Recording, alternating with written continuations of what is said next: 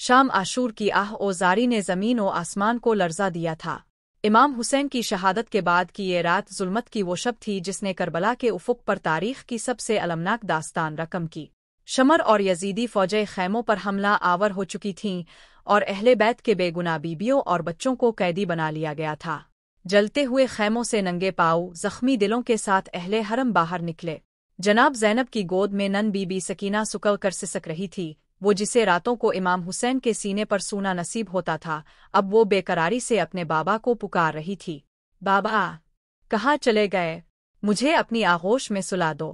शमर जैसे दरिंदे खैमों में दाखिल हुए, बीबियों के सर से चादरें छीनी गई, सकीना के कानों से गोशवारे छीने गए, हता कि उनके नाजुक चेहरे पर खराशें आ गई।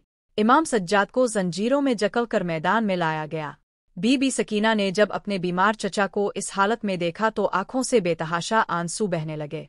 इसी दौरान शमर ने ज़ैनब और दीगर बीबियों को कैदी बनाकर कूफा रवाना किया।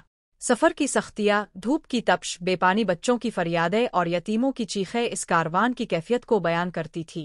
बीबी सकीना हर मोड़ पर अपने बाबा की तलाश में रहती थीं। जब कहीं कोई काफिला आता, सकीना दौड़ती और पूछती, तुमने मेरे बाबा को देखा?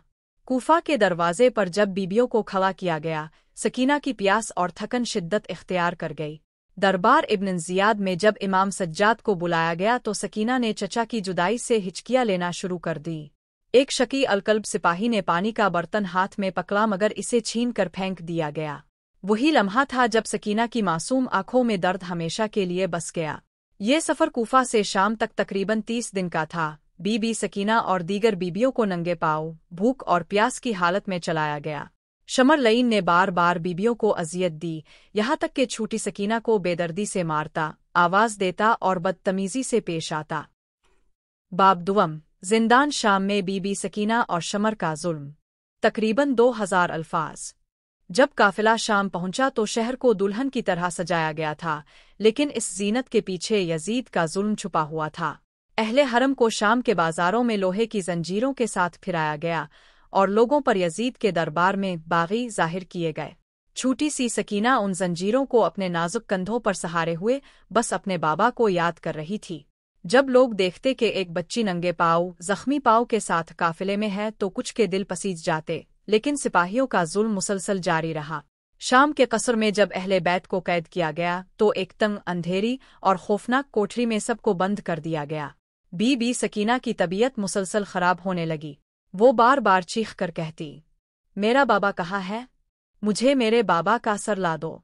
यजीद ने इमाम हुसैन का मुबारक सर सोने की तश्त में रख कर दरबार में मंगवाया और कहे लगाए। जब सकीना ने अपने बाबा के सर की जियारत की तो अपने नन्हे हाथों से सर को गिले लगाया। आंसू बहते रहे और सकीना सो गई। कुछ रवायात के मुताबिक सकीना ने वहीं जान दे दी, लेकिन बाज़ रवायात कहती हैं कि जिंदान की जिंदगी कुछ रोज़ और रही, जिसमें शमर जैसे जालिमों ने दोबारा सकीना को तंग किया।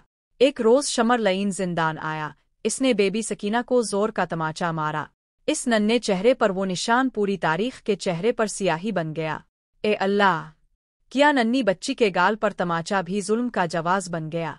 सकीना चीखी, उनकी नाक से खून बहने लगा। वो पीछे हटी मगर दीवार थी। जनाब ज़ैनब ने लपक कर बेटी को अपनी गोद में लिया। सकीना, सब्र कर, तुम्हारा बाबा जन्नत में तुम्हारे इंतजार में है। शमर हंसता हुआ चला गया और बीबी ज़ैनब ने सकीना को अपनी गोद में सुला दिया।